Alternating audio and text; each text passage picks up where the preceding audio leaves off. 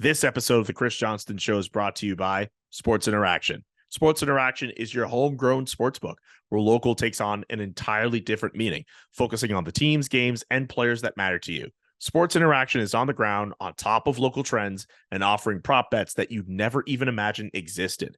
And now they're introducing the Locker Room, the first of its kind in Canada, a live watch party for the biggest games of the week. Sports Interaction, your homegrown sportsbook. Go to sportsinteraction.com/STPN to open an account and bet local.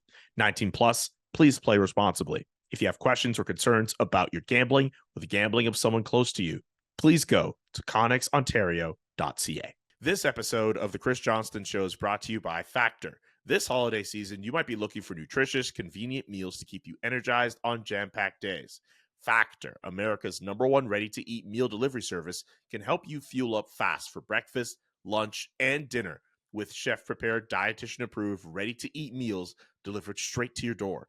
You'll save time, eat well, and stay on track with your healthy lifestyle while tackling all of your holiday to-dos. If you're too busy with holiday plans to cook, but you want to make sure you're eating well, Factor will help you skip the extra trip to the grocery store and the chopping, the prepping, and the cleaning up too, while still getting the flavor and nutritional quality that you need. Factor's fresh, never frozen meals are ready in just 2 minutes. So all you have to do is heat up and enjoy. That seems pretty convenient to me. And when you're too busy running around to plan lunch, Factor has you covered with lunch to go. Effortless, wholesome meals like grain bowls, salad toppers. They're ready to eat when you're on the go, and you don't need a microwave. No microwave required. That's pretty great. This November, get Factor and enjoy eating well without the hassle. Simply choose your meals and enjoy fresh, flavor-packed meals delivered to your door. Ready in just 2 minutes. No prep, no mess. All you have to do, if you want a discount, head to factormeals.com/Johnston50 and use code Johnston50 to get 50% off. That is a deal, ladies and gentlemen. That's code Johnston50 at factormeals.com/Johnston50 to get 50% off. I know that some in our audience know the finer points of hockey. The Chris Johnston Show. We are your friends. The biggest stories, bringing you inside the game. What did you hear? Powered by Sports Interaction, your homegrown sportsbook. Always remember to bet local. Here's Chris with your host, Julia McKenzie. Part of the game. CJ, packed Monday for us. It's Ask CJ Day. We're going to get through some other stories. Jack Hughes and the injuries got going on. A latest development when it comes to the Chicago Blackhawks. But before we get to any of that, we got to look at these Canadian teams. For a lot of them in this country, it is not going well. And that is me putting it politely, to say the least. I wanted to do something fun with this. We can go through all of these Canadian teams and use what I call the concernometer. I just need you to give me a number from 1 to 5. 1 being, everything's all calm and nice. 5 would just be like, okay, hit the panic button. Rate the level of concern for each of these Canadian teams. We could discuss them as we get to them. So maybe we go from east to west or west to east. We don't have to. There's only one team that gets a 1. Vancouver's the only place, if you're in Canada, you're feeling pretty damn good, and rightfully so, with your team. Montreal? Well, they're off to a pretty good start. They're competing. They're a lot better than they were last year. Yeah, and they have the lowest expectations of everybody too, right? So that helps. I think that what we're going to view this through, the context, the kaleidoscope as we go through this, is going to be the fact that in at least 2 of the markets, Edmonton and Toronto, we were talking Stanley Cup hopes when the year started. So the expectations are dialed up there. Yeah, you're right. Montreal, I don't know if I give them a 1, maybe a 2. Maybe you're worried they're winning too many games if you're Montreal. I don't know where we're all at with the tank and the Canadiens fan base, but Vancouver's the only place that's really it's the happiest place on earth right now in Canada. I gotta say. Hey, by the way, for those who want to know more about where the Canadiens might actually be at, I recommend the latest episode of the Basu and Godin notebook, which is available on the SDPN network. They have a little bit more insight on how the Canadiens' start has been and how that might play out in terms of their rebuilding efforts. But yeah, I feel like the concerto-meter, the numbers are going to be a lot higher for some of the other teams that we didn't mention off the hop. But we should at least, mention the fact Montreal, you know what, they're off to a good start. Vancouver, you have to give them props as well. The fact that Rick Tocchet has put them in that position is really great. But Edmonton, Toronto, Ottawa, yeah, we're definitely going to be talking about those teams in this segment. Yeah, it's been chaos in Canada. Let's call it. I mean, not the most even keel fan bases in a good year or in a good moment, but I think that there's been reason for concern through 3 weeks of the season in a lot of those places. Okay, let's start with a team that is very much on fire, not for the right reasons, but just because of all the stuff we've seen over the last little week right now. Let's start with the Ottawa Senators. We'll get to the Leafs like right after, but the Ottawa Senators, we've listed off all of the things that have gone wrong for them up until this point. The Shane Pinto suspension, the loss of the first round pick, Pierre Dorion losing his job. And then you go through the weekend where they lose to Tampa Bay and Brady Tkachuk goes off. Like Brady Tkachuk, I mean, look, I love it when athletes go off. And I have my thoughts on Brady Tkachuk and what he said. But just to refresh everyone's memory, the fans were very upset during the game. They're calling for DJ Smith to get fired. And then Brady Tkachuk to the media, I'll read off some of the quote here. It's frustrating. And whenever you don't win, it's frustrating. It's frustrating. You're going to hear that word a lot. The negativity from the outside, the constant booing and the bullshit. I said bullshit. We're allowed to say it on the show, I guess. Kind of from the crowd tonight. I understand that they're a passionate fan base, and I understand that they love it. But when you face adversity, you don't turn your back on the guys out there. We're playing hard. I know it's frustrating right now. It's not like we're giving up out there. We're fighting to the very end. To be honest, that was very frustrating tonight. Give me a number through 1 through 5. Concern for the Ottawa Senators. I'll go with a 3 for Ottawa. So not... That's low. No, if you look at it, they're not that far behind. Like they're at the bottom of the conference, but the East is far more packed together than the West. You don't have a lot of separation there from teams looking to make the playoffs. I know that it has not gone well and obviously some frustration boiling over. As a rule, by the way, I would say to any athlete, there's no upside ever to going after the fans. Even if you're in the right, you can never win that publicly. But if there's someone who could get away with it, I think Brady Tkachuk is that. We know what an emotional guy is. Great leader for that team. I think the fans won't take that too personally. I think it was maybe a line in the sand kind of moment for that team. And so I don't hate the approach there. And obviously I don't even know that it was targeted. I think he was just, expressing frustration after the loss on Saturday. But for me, Ottawa is not as bad as it looks on the surface. I think that, having new ownership, having Steve Stais there, I think they're actually going to install some stability as the season goes along. I know it's been a crazy week and a half. Anyone who's listened to our show will know that the Senators have been one of the starring characters.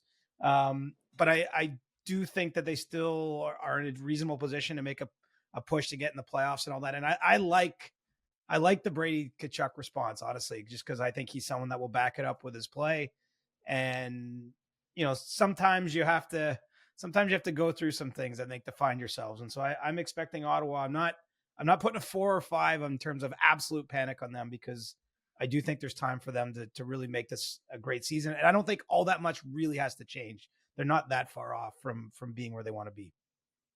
What do you think of the idea that Brady Tkachuk, in saying what he said, ultimately serves to take pressure off of DJ Smith, who basically was in the eye of that storm from fans during that game against the Tampa Bay Lightning? Yeah, I mean, I think that's definitely a second effect of it, sort of like a down the line effect. Again, it's hard for me to believe in that moment he was thinking of that. But really, if you look at what he made in the totality of his comments, what he was saying essentially is, we're trying hard and you don't turn your back when things are tough. Like, it's tough right now. It's frustrating, as he used that word a lot, but that we're going to push through this. And I just like the leadership element of it.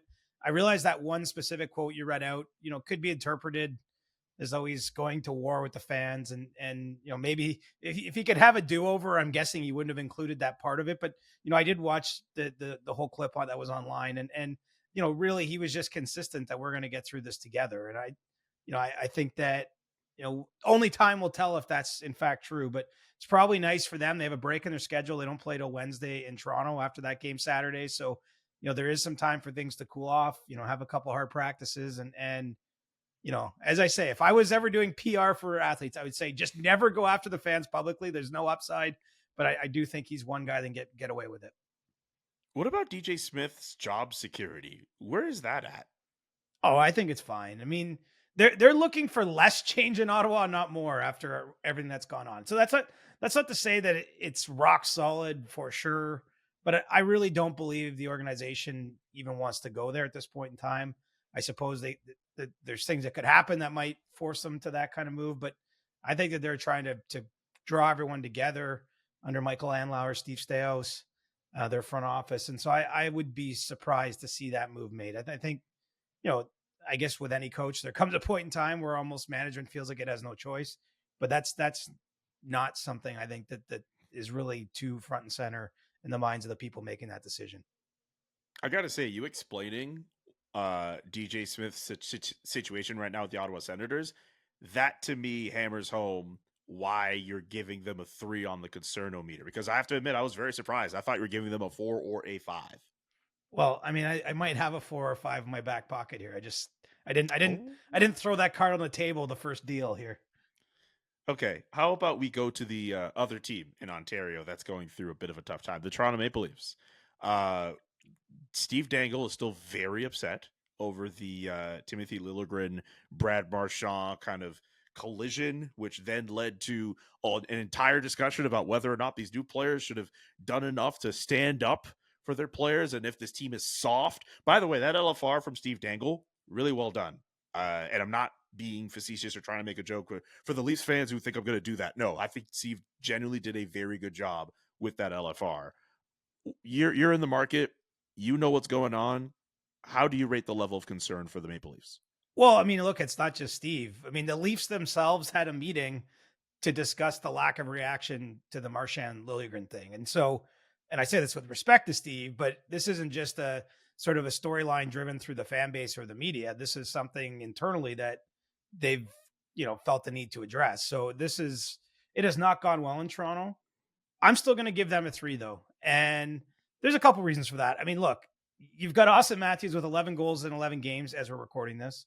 William Nylander has a point in all 11 games. Tavares, Marner, both off to pretty strong starts. I mean, we know that core of forwards, when they're at their best, is enough to drag this team on their own to like 110 point season. I mean, they've cleared that hurdle the last couple of years when they've had those guys. And so, I'm not here to say that everything's going great, because that would be ignoring a lot of the evidence in front of us. Certainly the biggest thing that stands out is how ill-suited the off-season signings have been so far. And you can't really get past that because they're not getting a lot of goals from anyone else. And they're paying, Tyler Bertuzzi, Max Domi, pretty good money as guys they brought in free agency. And there is a fair bit of unrest, I would say, in the fan base and around the team. But, I have to, until I see more, I'm not going any more than 3 on the concernometer, just because the Leafs have had 2 slow Octobers the last 2 years and basically cruise to a playoff spot still, but with, on the backs of good Novembers. And so if we get deeper into the month and I don't see some real signs of progress as a team, I mean, that's really what's missing Toronto. They're not playing nearly well enough defensively.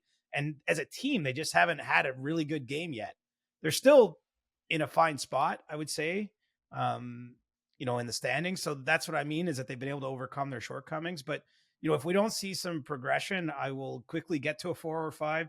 But I've just watched enough in recent years to know that this isn't full on all out panic just yet. Although I'll point you to their schedule this week, Julian. It's not every day or every week that you have 4 home games as the Leafs do. With Tampa, Ottawa, Calgary, you'll be here. Can't wait. And Vancouver on Saturday. And, given how well the Canucks have gone, what the Lightning are, the fact that Ottawa should be hungry and Calgary, there's a chance that by the end of the week, this looks totally differently. But entering this week, I'm at a 3 with the Leafs. And I think that they will get things righted enough where it's not full on empty the barn fire alarm situation. What about Sheldon Keefe and all of this? I feel like for almost every market that we're going to have some measure of concern for, the next question to ask is, what about their head coach and their future?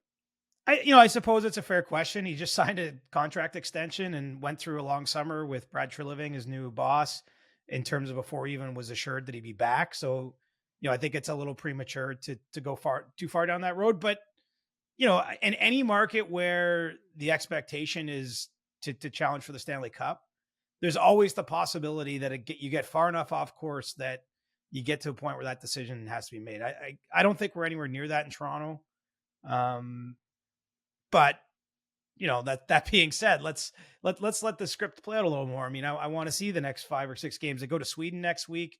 Like this could either be a great time of it all comes together, or it could be, wow, the Leafs are playing a lot of big games in terms of like nationally televised games, Hall of Fame weekend this weekend. Then they go to Sweden, big feature marquee NHL matchups. And if things are going poorly, there's going to be a lot of reporters in there with flashlights asking questions and wanting to interview the witnesses. So, I do think these next 2 weeks are fairly critical in Toronto, just in terms of maybe just calming things a little bit.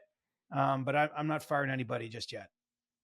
Okay. I know we touched off on Montreal very quickly, and their start's been going really well. They're getting some good performances from some of their players, like Alex Newhook as an example. But there has still been some concern over Juraj Slafkovsky, the number 1 overall pick from the 2022 NHL entry draft. I know he got put up on the top line the other day with Cole Caulfield and Nick Suzuki.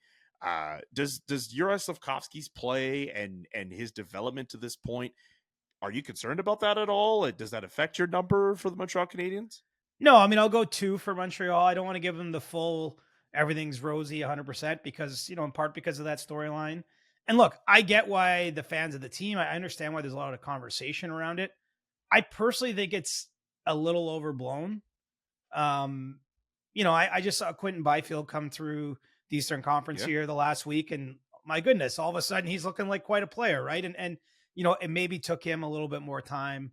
Perhaps we'll see Slafkovsky at some point go to the American Hockey League. I don't think that's been totally ruled out, but just because he hasn't scored X number of goals by this point in the season or put up X number of points, to me is not an all out hit the panic button. Again, part of that is because, it's pretty clear that the Canadiens are comfortable having this season be another development year. This is part of his development, as much as people don't want to see that. And look, we live in an age where a lot of rookies come into the league and make a strong impact, but it doesn't always work that way for all of them. And especially sometimes a bigger player as Slafkovsky is, just in terms of growing into his body, understanding the way he needs to play against men in the best league in the world to be effective. He's 19 years old, is he not? I mean, I just think, I'm not saying, of course, he's a number 1 overall pick in Montreal. There was always going to be a lot of eyes on him. There will be attention on him and all those things. But I certainly think it's too soon to be going too crazy about it. And I'm also not convinced going to the American Hockey League is the best thing. I mean, that's interesting. If his confidence is truly shot, which I've seen no evidence from where I sit, which is not, I'm a long way from the dressing room, right? I'm not in there with Godin, Basu. So trust their opinions on this a little bit more because they're talking to the player and his teammates on a regular basis.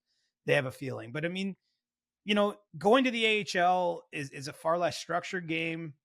In his case, it's still in Laval, right? It's not as though he gets out of the market, right? He doesn't get totally away from people watching every game, commenting on how he's playing, writing stories about him, all those things. As I say, I'm not convinced it's the wrong move, but it seems like there was a sentiment out there that it's 100% the right play to have. And I'm just not fully there myself. I think that, first of all, he scored Saturday night in St. Louis. So that maybe will calm things down. I think a lot of the reason that this, sprung up is that they played Logan Cooley this week for a game in Arizona. And Cooley, of course, was the 3rd overall pick in 2022, 2 picks behind Slafkovsky. And so there's natural that you're going to compare those players. Like, I get it. And Cooley's maybe a smaller skilled guy. And he certainly has put up points in Arizona to start the season, and full credit to him. But, we're talking about different players who I think at their best will play the game quite differently. And there's not one path to success, if we know that in following athletes. So I'm not that rattled about this. And I do think in general, a lot's going right in Montreal because no one's expecting them to win. And they've won a little bit more than maybe even they thought they would in the first few weeks. I know this next question I'm about to ask you is super random, but once you figure out what the answer is, you'll understand why it is. Without looking, who leads the Carolina Hurricanes in points right now? Jesperi Kotkaniemi. 12 points. I would not have known that. Just because we're off a Montreal chat. And that's exactly why I brought that up, because you bring up a really good point with regards to Juraj Slafkovsky being the age that he is and needing all that time to develop. The Canadiens had a player like Jesperi Kotkaniemi who was not a number one overall pick, but needed all that time to develop. And now it seems like he's, at least to start, he's figuring it out in a completely different market. Right. Like, you need time for these guys. And we always expect progress to go like this, right? Like up and to the right.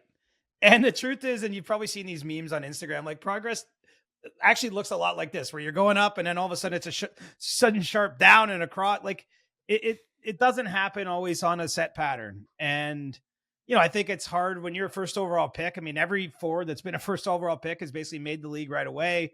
A lot of them have been, pretty gifted offensive players.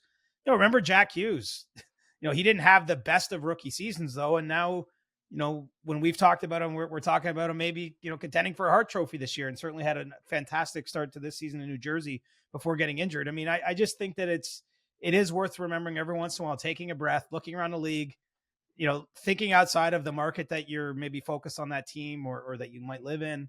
And remember that, a lot of players that do amazing things in the league take some time. I mean, that's probably the easiest way for me to say it. And I just think it's too soon to know with Slafkovsky.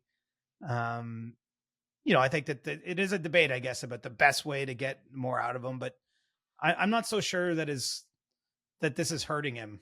I suppose. I mean, this is challenging him for sure.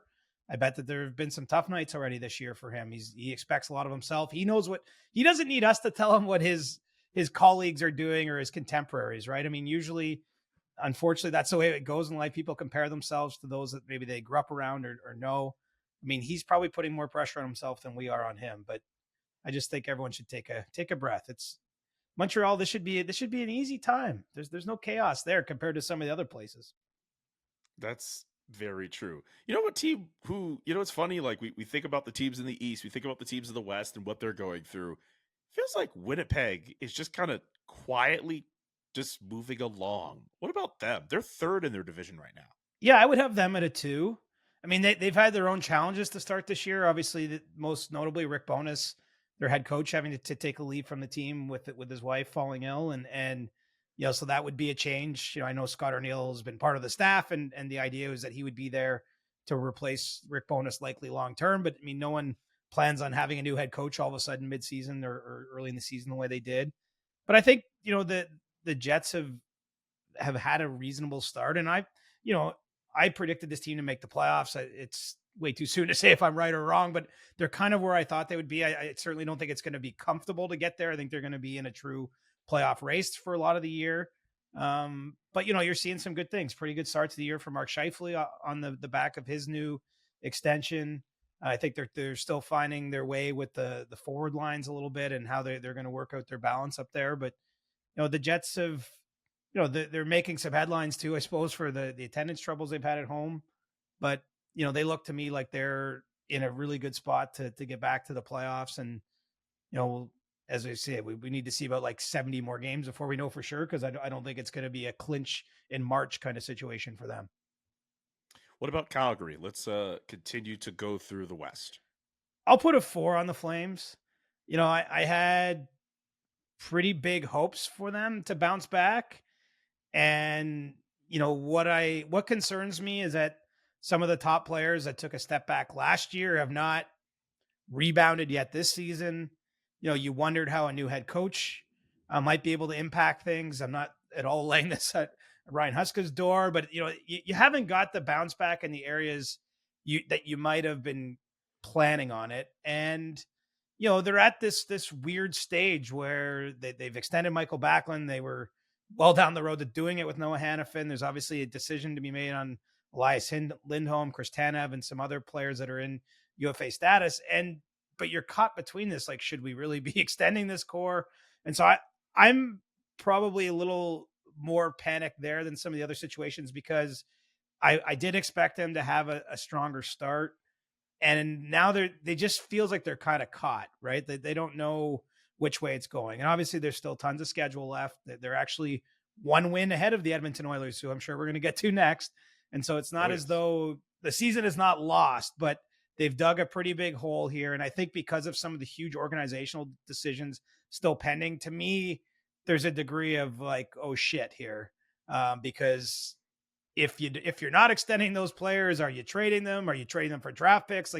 There's just a lot riding on this season beyond the results and the standings. And I'm not sure the path for management is as clear as they would have liked after the first 10, 11 games of the season.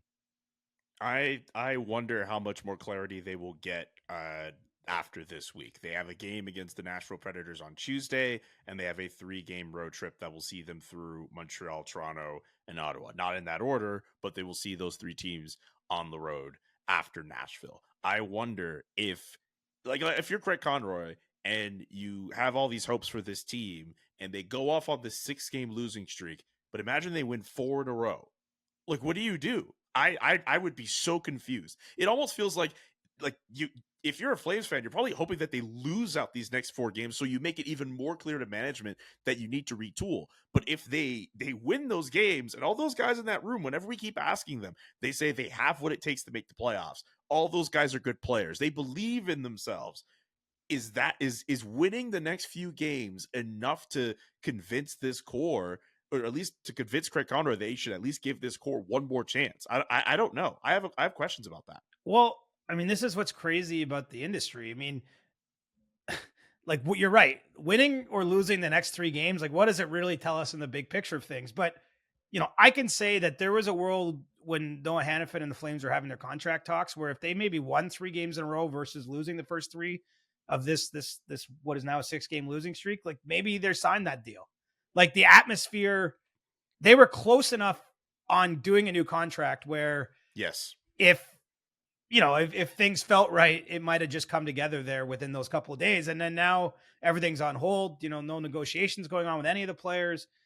It's tough. I think that's why ideally, I suppose you want to deal with this in the off season. I know that's maybe pie in the sky, perfect world, hindsight kind of talk, but it does get challenging in the year because not every team, very few teams are ever San Jose, right? It's so apparent what the Sharks are, what they have been there's no surprises there, but a lot of teams win a couple, lose a couple. It's hard to make those decisions on the fly. And arguably too, if they decide to go into more of a rebuilding type direction, maybe doing it during the season isn't ideal either. So I'm sounding a pretty high panic alarm in Calgary just because there's so much more than just, hey, did they make the playoffs or not, that, lingering on the results and how the team moves forward. I got to say though, as loud as the alarm is in Calgary, I may hear a faint alarm in the distance 3 hours north from me in Edmonton. What do you have for those guys? I've really wrestled with this one. I'm going 4 in Edmonton. I can't go full 5, and I'll tell you why. They have the lowest team save percentage in the NHL as of this recording. And in fact, if you look at some of the underlying numbers, I do think at 5-on-5 that the Oilers have probably done more good things than you would think for a team that's won 2 out of its first 10 games.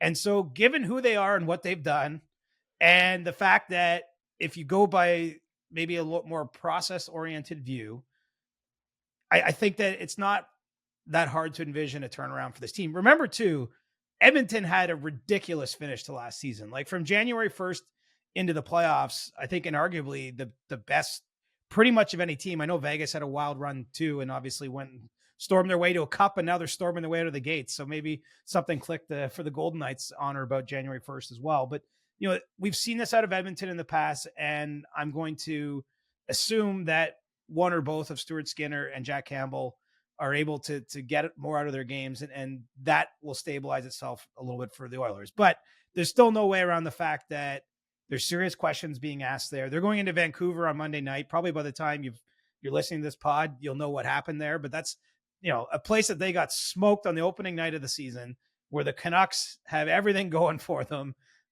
My goodness, the season can slip through your fingers pretty quickly. So, this is a crucial stretch for the Oilers. They were a candidate for a full 5, hit the maximum alarm but I couldn't go all the way there because I am seeing enough good things in the performance that aren't showing up in wins and losses yet to believe that they're not nearly this bad, essentially. I mean, I think that this has been a pretty brutal start to the year, evidently, clearly. Thought that maybe the win in the Heritage Classic would get things righted. But I'm willing to give them a little bit more time before I'm going, DEFCON 5.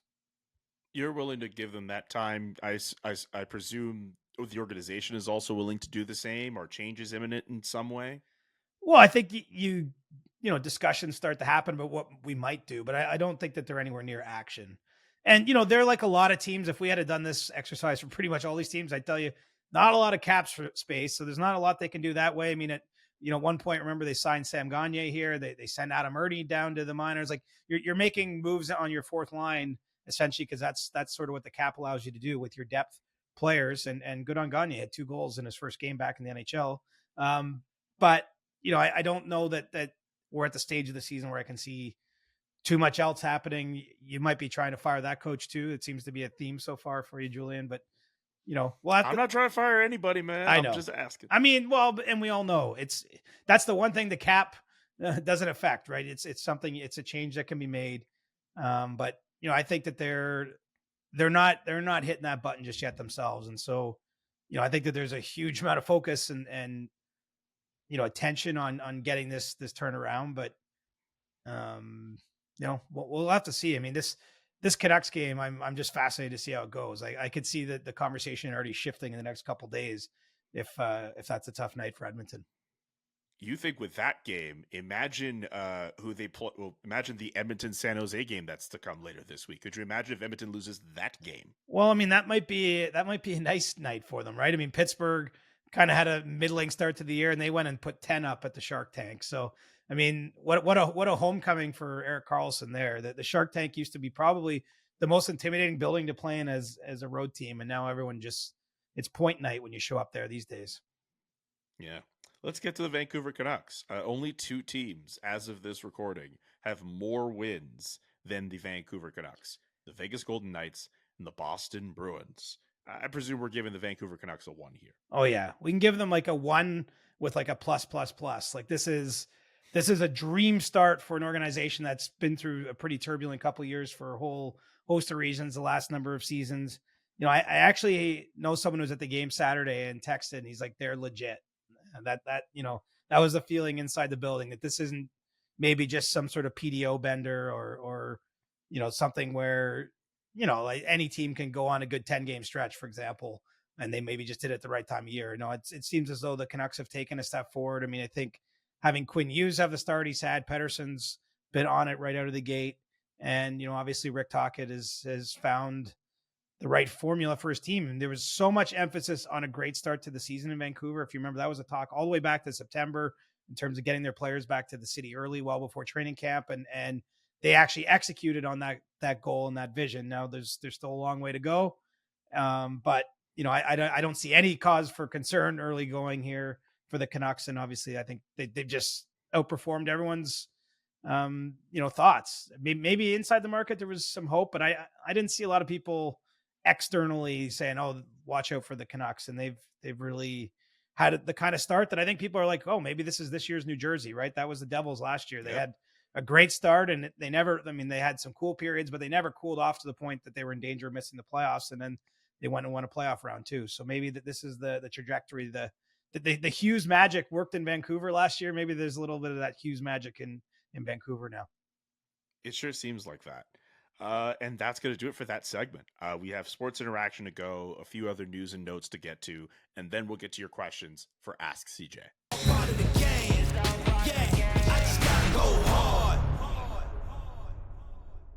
Welcome to You Can Bet That. Remember to hit up sportsinteraction.com/SDPN for all of your gaming needs. CJ, will the San Jose Sharks break the record for most winless games to start a season? The current record is at 15 games. The New York Rangers of 1943-1944 have that record. And on the Sports Interaction website, if you think that'll happen, odds are 8.25 to 1. CJ, what say you? So it's a straight yes or no kind of proposition. Is that what we're on here? Yeah, you could say yes, essentially, and it's at 8.25 to 1, or you could just not bet. Wow, this is the hard one for me because what about the start makes you think they're due for a victory, right? I mean, look at the 4 goals against in San Jose. I mean, they haven't just lost 11 in a row. They have thoroughly had their butts handed to them in these games. And it's trending in the wrong direction even over the weekend with a couple games against Vancouver and Pittsburgh where they gave up 10 goals in each of those games on home ice. So it's hard to imagine what would compel me to think they're going to mix in a victory here, especially looking at their current schedule. And so, I mean, when you couple in the odds with the way things are trending, I actually think they could do this. Is that nuts? I don't know. I mean, to predict a team to lose 16 in a row to start a year though, Julian, like that's almost a quarter of the season. Yeah. I mean, it's not looking too good for them right now. We know Vancouver. Sorry, not Vancouver. We know Edmonton's in their schedule later on this week. That could be a good time for the Oilers to get back in it, but I don't know, man. I might actually take this. I actually think they might do. This could be the worst team since the Capitals of the 70s when they had that god-awful year where I think they only had 8 wins. My personal barometer for worst team, because I wasn't around for that Capitals team, is the Thrashers. The Thrashers had a pretty putrid season in there. Yeah, I mean, if you're in that, I know the Sabres had a couple tough years, but it's not looking good in San Jose, whether they win one of the next 5 or not.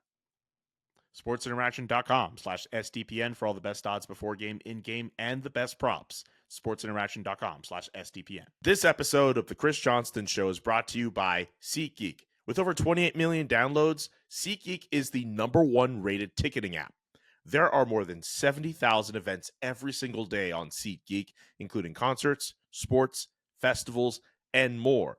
With the NFL and NHL seasons in full swing, the NBA is also up as well. SeatGeek has your tickets to every game. Plus, you got artists like Travis Scott and Zach Bryan on tour. You got to check out SeatGeek. They put all the tickets across the web in one place to make sure you're getting a good deal. Each ticket is rated on a scale of 1 to 10. All you have to do is look out for the green dots. Green means good, red means bad. And every ticket is backed by their buyer guarantee. And SeatGeek is the only site that lets you return your ticket ahead of the event with swaps. By the way, if you're trying to get a discount, use the code Johnston for $20 off tickets at SeatGeek. That's $20 off your first purchase with promo code Johnston. Make sure you click the link in the description to download the app. This episode of the Chris Johnston Show is brought to you by Factor. This holiday season, you might be looking for nutritious, convenient meals to keep you energized on jam-packed days. Factor, America's #1 ready-to-eat meal delivery service, can help you fuel up fast for breakfast, lunch, and dinner with chef-prepared, dietitian-approved, ready-to-eat meals delivered straight to your door. You'll save time, eat well, and stay on track with your healthy lifestyle while tackling all of your holiday to-dos. If you're too busy with holiday plans to cook, but you want to make sure you're eating well, Factor will help you skip the extra trip to the grocery store and the chopping, the prepping, and the cleaning up too, while still getting the flavor and nutritional quality that you need. Factor's fresh, never frozen meals are ready in just 2 minutes. So all you have to do is heat up and enjoy. That seems pretty convenient to me. And when you're too busy running around to plan lunch, Factor has you covered with lunch to go. Effortless, wholesome meals like grain bowls, salad toppers. They're ready to eat when you're on the go, and you don't need a microwave. No microwave required. That's pretty great. This November, get Factor and enjoy eating well without the hassle. Simply choose your meals and enjoy fresh, flavor-packed meals delivered to your door. Ready in just 2 minutes. No prep, no mess. All you have to do, if you want a discount, head to factormeals.com/Johnston50 and use code Johnston50 to get 50% off. That is a deal, ladies and gentlemen. That's code Johnston50 at factormeals.com/Johnston50 to get 50% off. Earlier on Monday, we saw that the Canes put out a statement saying that Frederik Andersen is dealing with a medical issue and undergoing evaluations. And Jaroslav Halak is actually with the team now as a free agent tryout. What's going on with Frederik Andersen and the Carolina Hurricanes? That would be noted Alan Walsh client Jaroslav Halak. Don't think I forgot about that. Yes, he is noted Alan Walsh client. I didn't know if you'd overlook that fact. No, I mean, unfortunately for Frederik Andersen, the Hurricanes found a blood clotting issue with him during some medical testing, and essentially it sounds like there isn't firm timeline here. And there've been a few players over the years, might, at the risk of comparing apples to oranges, because I'm certainly not a medical expert in this area. And really what the Hurricanes are saying is that there's no time period, indefinite time period for Frederik Andersen's absence. I mean, we saw Steven Stamkos miss a couple months. There's been some others. And so, absent some speculation here, I think it's fair to think that, it might take some time for Frederik Andersen to get back to a position where he's healthy enough to play. And so, we'll see how the tryout goes, so to speak, with Halak, and if, he's a goaltender they bring in the meantime, or, they've also got Kochetkov too, who's been down in the American Hockey League in Syracuse, but they do have other options in that position. So, I wish Freddie well. Not a great situation, and obviously something that's concerning. But the good news is the Hurricanes did say that they expect them to make a full and healthy recovery. Antti Raanta is still in the fold for Carolina as well, isn't he? A lot of goalies there. A lot of goalies. I mean, they've been sort of a three-headed situation. And keep in mind, Kochetkov signed an actual extension where he's making decent NHL money. He's still exempt from waivers, so they've been using that to their advantage by, shifting him to the AHL and been able to bring him up and down to start NHL games. But we'll see how it works out with Halak. Maybe they keep Kochetkov in the AHL if they're comfortable going with Raanta Halak as a tandem, or depending on what they see there. I suppose there's other options too. Okay, and one final news and note before we get to Ask CJ. News coming out over the weekend that a second player, known as a Black Ace, they're known as a John Doe in the lawsuit.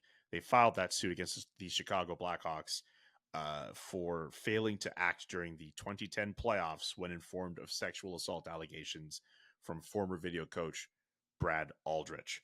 In the lawsuit, it is alleged that Aldrich groomed, harassed, threatened, and assaulted the player, who was identified previously in the Jenner and Block report as Black Ace 1. You remember the report that came out initially when these allegations first surfaced. We know Kyle Beach was involved, was unfortunately a victim in all of this, and now a second person has come forward. CJ, obviously this is just a really terrible story. We've talked about Kyle Beach on this podcast, and now to see a second player come out, it's just, you have to give your head a shake with this story, and the fact that we're still at this point where we're not going to forget this, and we shouldn't forget this, and we should continue to talk about this. It's just every time I think about the story, and now that we have this added wrinkle to this as well, I feel sick thinking about this. Yeah, I mean, it's a tough one. I mean, because this person was part of the Jenner and Block report, the allegations themselves have kind of been out there. I mean, I read through the 27-page complaint that his lawyers put out on Monday, and a lot of them are citing what was said during that report. It's really that this person's come forward and is talking about some of the trauma that he's experienced over the years since this, some of the pain and suffering and loss of self-esteem. It names a number of things in there, and we'll just have to see where it goes. I mean, it could potentially, I suppose, be settled the way the Kyle Beach matter was with Chicago, or maybe it will reach its way to court. But I think for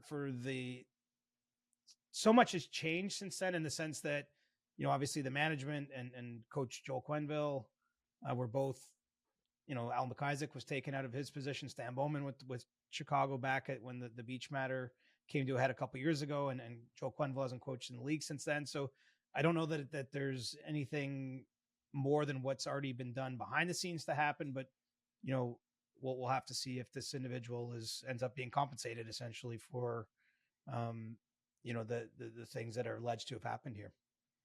Does this lawsuit affect any potential timeline for Joel Quenneville or Stan Bowman to return to the NHL? We know they're actively trying to do so. Does that push them back a little bit more on that front? How do you see it? I think it's murkier for sure. I mean, I don't know what the timeline was.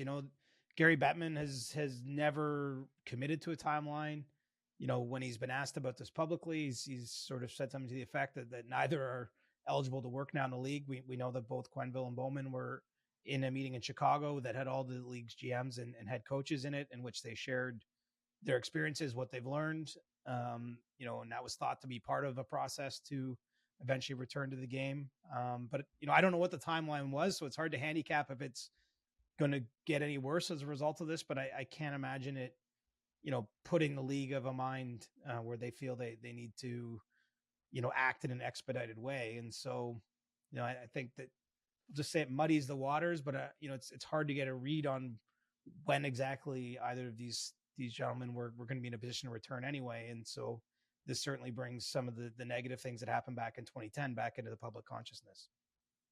Okay. And we'll continue to follow that story as it goes on.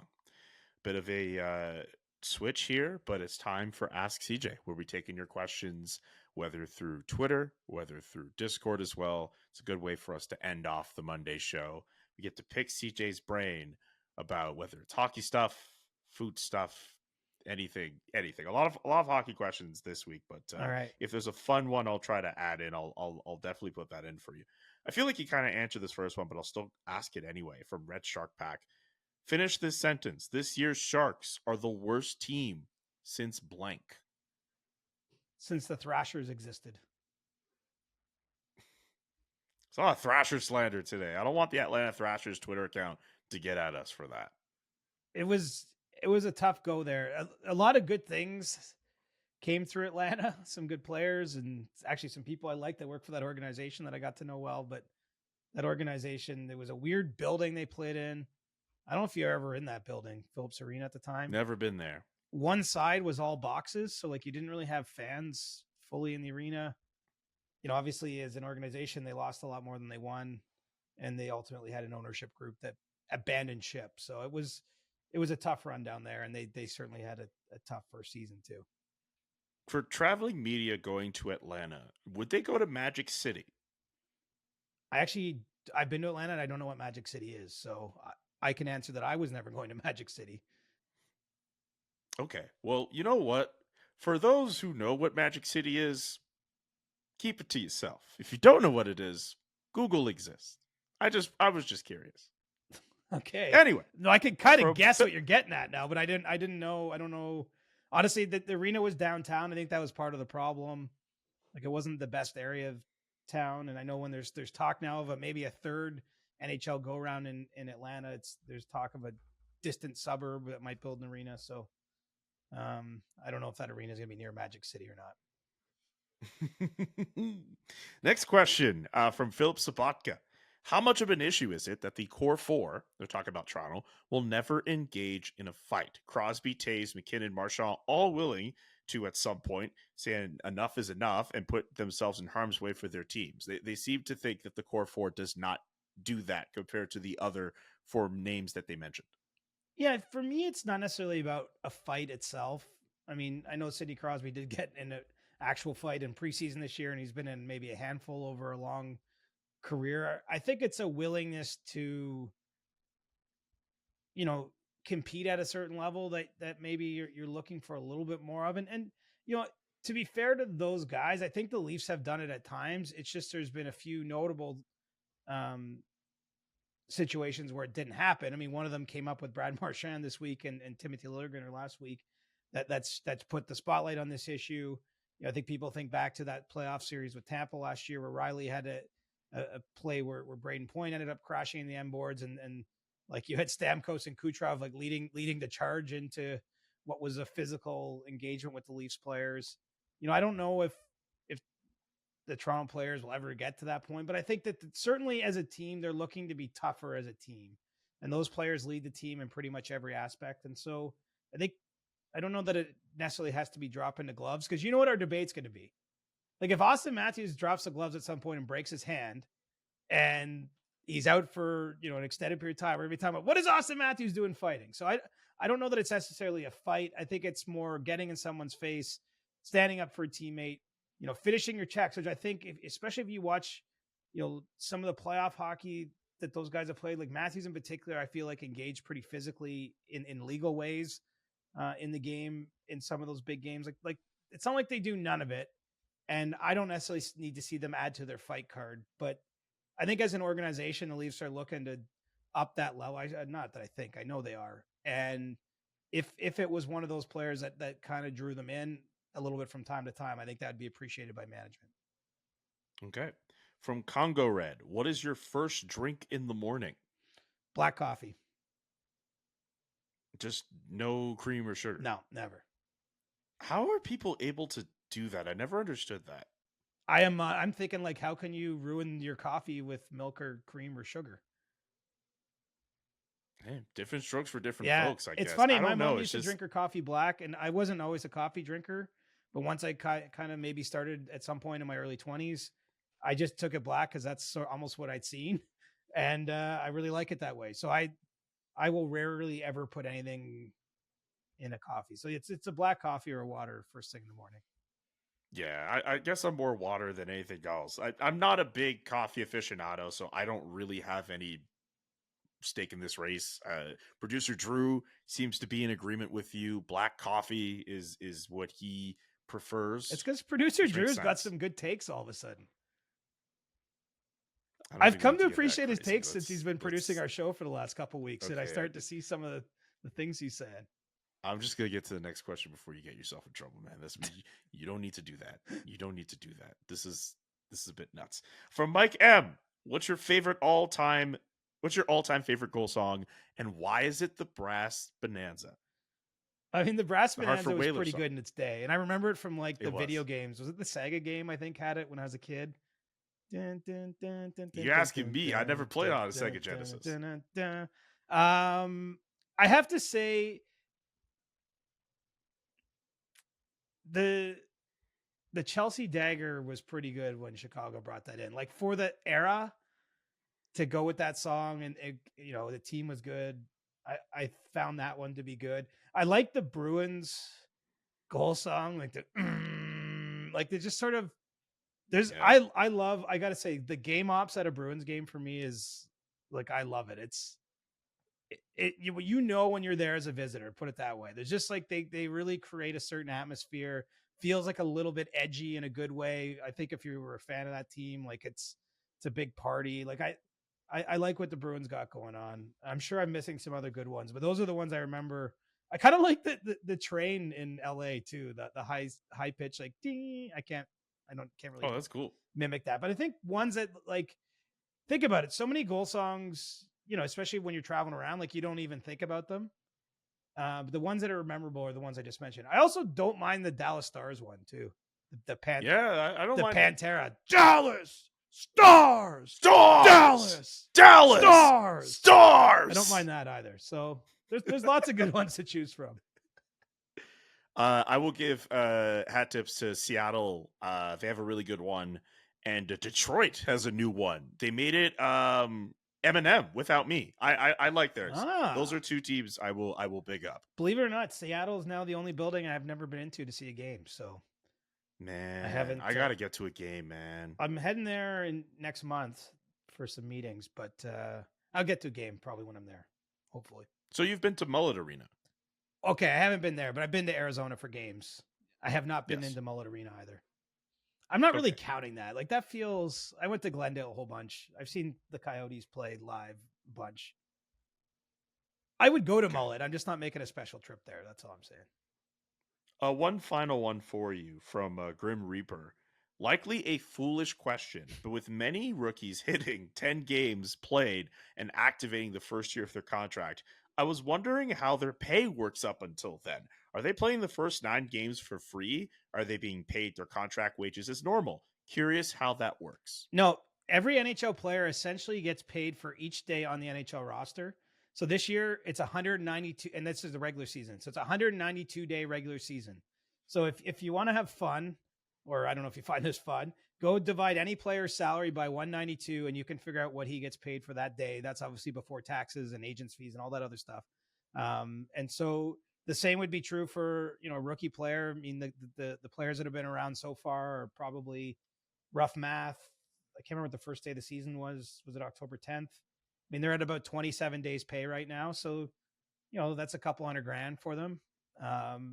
And that's basically how it works. And then, it's the same as if you go between the NHL and the AHL. And obviously when it comes to those players that are in the 10 game window, like Fraser Minton, who was in Toronto, who got sent back to Kamloops, he stops being paid the day the Leafs sent him off the roster. So Not only did Fraser Minton get to play a few NHL games and travel around first class with the Leafs, he also would have made, decent coin, especially for someone his age, before getting back to the WHL there a few weeks ago. That's pretty good. Pretty good. Great questions from everybody on Discord. Who makes the and most on in the league Twitter. right now? Do you know? Just of anybody? Like, what's the? Is it? I'm not talking about cap hit because like salary's different, right? No. Like actual like money.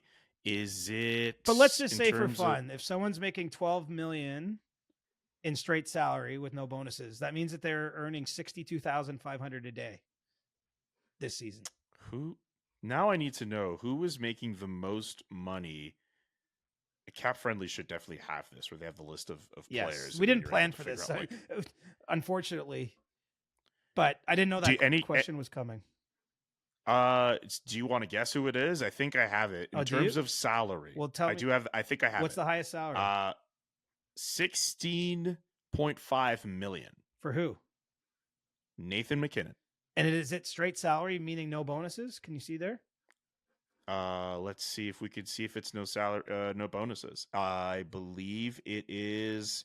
I think it's total salary accounting for. Okay. Actually, he has a 15.725 signing bonus, and his base salary is at $775. And that's what happens with a lot of the best paid players. So, I mean, look he got $15 million on one day, so we're not going to feel bad for him. But the math doesn't work out the same way. Here, let me look at Erik Karlsson, for example. I know. He's making $10.5 million in actual salary this year. Yes. Obviously, he's got the Sharks paying some of that salary and the Penguins. But Erik Karlsson is pulling in $54,687.50 for every day he is on the Penguins roster this season. What about Sasha Barkov? He's making. Actually, no, he wouldn't count either. He makes $11 million in signing. He got that $11 million signing bonus. I mean, the signing bonus is the way to go. If you can get it all up front, it just gives you flexibility, right? Whether with your investments and the like. But anyway, can you imagine making $55,000 a day before taxes and other associated fees? $55,000 in one day. Imagine just getting a $15 million signing bonus. I would love that. Right. And then, of course, we could extend this exercise to the NBA or Major League Baseball, where some players are making $50 million a year, and you do the math there. And anyway. Well, CJ, you're worth $100 million. Do you know what? In my books. I'm just thankful for what I got. I hope you feel the same way. I feel that too. We'll be back on Thursday with a brand new show. I will be in town, so maybe we can do this in person. Ooh, dun dun dun. When do you fly in? Wednesday? Dun, dun, dun. I fly in on Wednesday night. Okay. And I'm in through Saturday, so I'll alert the authorities. For what? You don't have to do anything for me. Know. Enough people in Toronto are on notice that I'm coming. I don't just mean that. I just mean Oh no! You don't have to worry about me. I'm on my best behavior. That's a road Tootsie trip for stuff me. Still sits fresh in my mind. So. Oh no! We're gonna let everyone on on King West in Toronto know Julian's coming. There will be none of that in Toronto, Ottawa, and Montreal, especially in Montreal. Okay, Montreal, you're seeing family, but yeah. Oh yeah. Don't worry about that. I'll get my fun in. That's good. And don't act like you're so innocent either, sir. I'm not. I know what you're capable of. That's all I'm saying. That's it. I know what you're capable of too. I feel people should be alerting authorities for you. Yeah. You looking at me. You know what? You can call We don't even need to go there. Call the folks in Stockholm. I'm heading there next week. So one of my favorite memories of CJ is going to Sneaky D's with you with a whole bunch of other reporters, and everyone is tired. You're the only one who's lit. Not like lit, like no, but like you're. Well, you remember energy. that night you guys had all been out, and I covered a game, and then walked and met you. So I didn't even meet you guys till midnight. So I had a little more fire in my belly. I think some people were on the way down, and I was on the way up still. You know what I mean? You were on the way up. Yeah. You were the only person up. Everybody else was just like, man, I'm tired. You were up. There was a lot of cool people in that room too. Anyway, that's for a future episode of when we delve into fun stories on the road. Siege, we'll be back on Thursday. Thanks so much for tuning in, everybody. For CJ, I'm Julian. So long. Peace. The Chris Johnston Show. Powered by Sports Interaction, your homegrown sportsbook. Always remember to bet local. Inside the game twice a week. Follow Chris on Twitter @ReporterChris. And follow Julian McKenzie @JK and McKenzie. The Chris Johnston Show.